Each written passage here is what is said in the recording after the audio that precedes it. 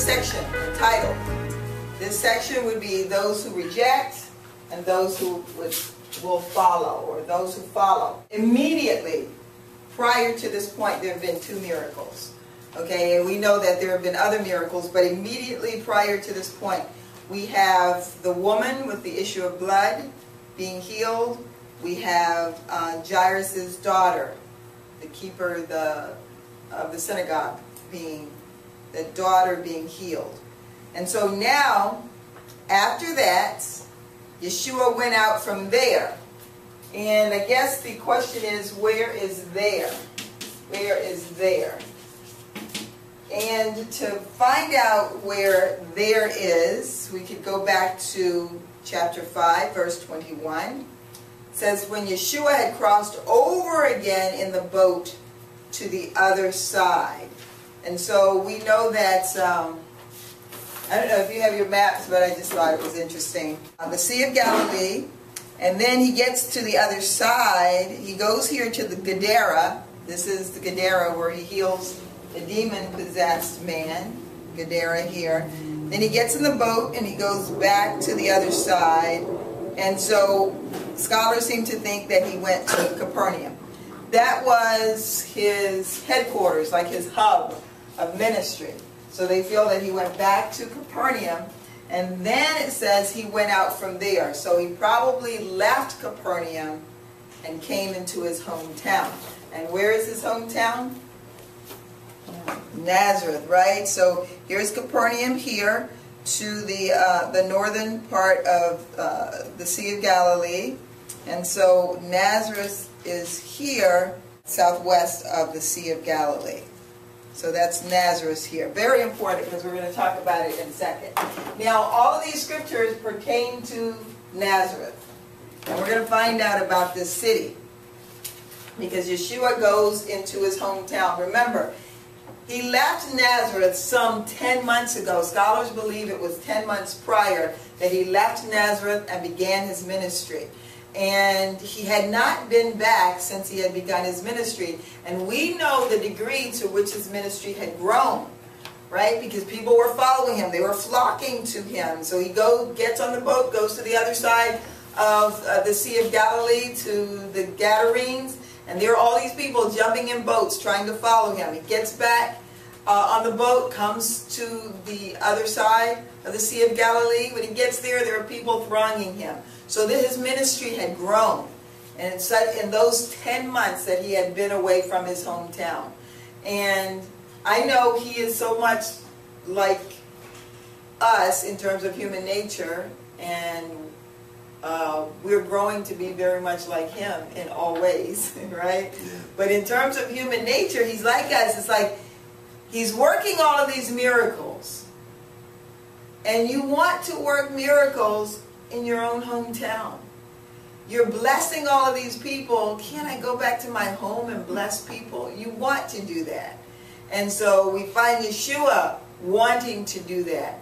And we always want to do that. You know, sometimes I've read so many articles about people being guilty, feeling guilty because when they go out and they minister life to people, and then they go back home and they can't minister life. And people feel so guilty about that.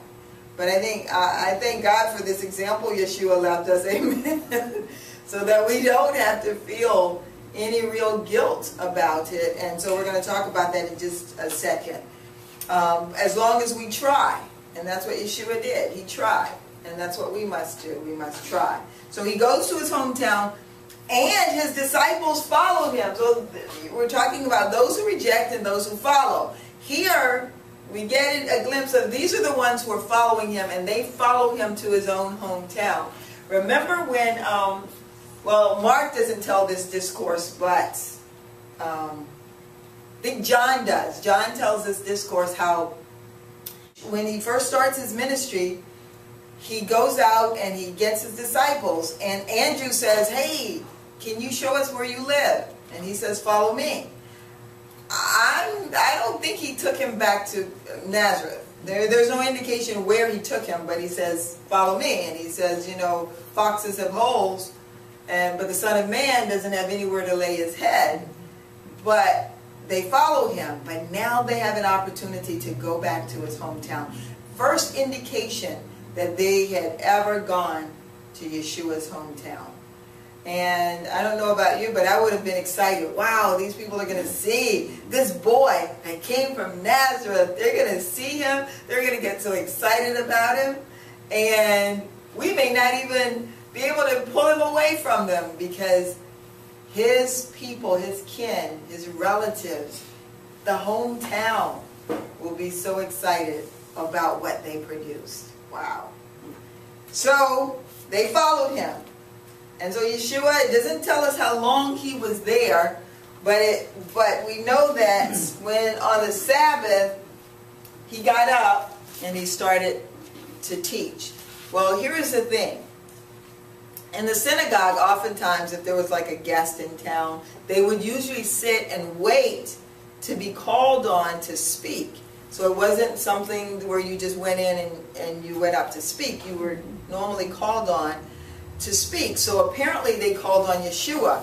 And I'm thinking that at this point they don't recognize him. It's only been 10 months, but I can't imagine that they recognize him. If they do, then that would certainly give them even greater cause to call him out to speak, because they may have known of this young man's reputation, right? He probably had a good reputation, because the Word of God says that he grew in stature and in favor with God and man.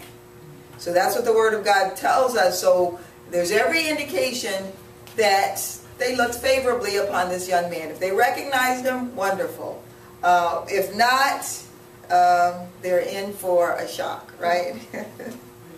So he began to teach in the synagogue, and many listeners were astonished. That's the plural form of parashah, but the parashot is, so it's the Torah broken into weekly portions. And it doesn't, if you went into any synagogue on the Sabbath, all of them would be reading that portion. So there's a certain portion that they would read that weekend. And then there was a corresponding Haftorah, which is a portion from the prophets that they would read. So they would read a portion from the Torah, the first 5 books of Moses, and then they would read the Haftorah. And so Yeshua, when he went in, he read the Torah portion for that weekend and probably discussed it. Perfect timing. I was like, Lord, what was it? We know, though, that when he went in and said, and I think it's Isaiah 61 where he says, the Spirit of the Lord is upon me and he has anointed me. Well, he was reading the Haftorah for that particular day. And he was proclaiming that he was now the Messiah because the Spirit of the Lord was upon him. And the Lord had anointed him to preach the good tidings and to deliver the captive and to set at liberty those who are bruised. So now he is standing there and he is reading from the Torah and he is teaching in the synagogue, and there were many listeners standing there. First chapter of Mark, verse 21. Then they went into Capernaum, and right away he entered the synagogue on the Sabbath and began to teach. Okay, now in Capernaum, he did the same thing. And that was when there was a demon-possessed man sitting there, and he's yelling out, I know who you are. You've come here to ruin us. I know who you are, Yeshua, the Son of God. You're the Son of God. So now he's in his hometown. Let's find out a little about Nazareth before we go on. So these scriptures we're going to read. So Pam, if you could get that first one, Matthew 21:11, and then Wilhelmina will just go right around the room. But Nazareth was a very small town. It occupied about 60 acres of land. And it had a population at the time of about 500 people. Josephus was a Jewish historian. And in his account, his historical account of the Israelites, he mentions 45 Galilean towns. Not once does he mention Nazareth. He does not. 45 towns in this province right here of Galilee. He mentions about 45 of them, and not once does he mention Galilee. In the Talmud names 63 other towns in Galilee, and not once do they mention Nazareth, because that's how insignificant and how obscure Nazareth was. Then Yeshua puts it on the map, right? We know about Nazareth today because of Yeshua, and he was about to put them on the map in such a greater way by coming back to this hometown. And I'm sure that he wanted to do exponentially more in his hometown than he did in all the towns of Capernaum or all the towns of Galilee. He wanted to do more. And so let's find out. Matthew 21:11. And the multitude said, "This is Jesus, the prophet of Nazareth of Galilee." Okay, so he is considered the prophet of Nazareth, and Nazareth, which is in Galilee. Luke 2:39. Oh, I'm sorry. Luke 2:39. And when they had performed all things according to the law of the Lord, they returned to Galilee, to their own city, Nazareth. We know this is where Mary and Joseph, Miriam and Joseph were from. They were from Nazareth. And Matthew 23. Then he went and settled in a town called Nazareth, to fulfill what was spoken through the prophets, that he would be called a Nazarene. Luke 4:16.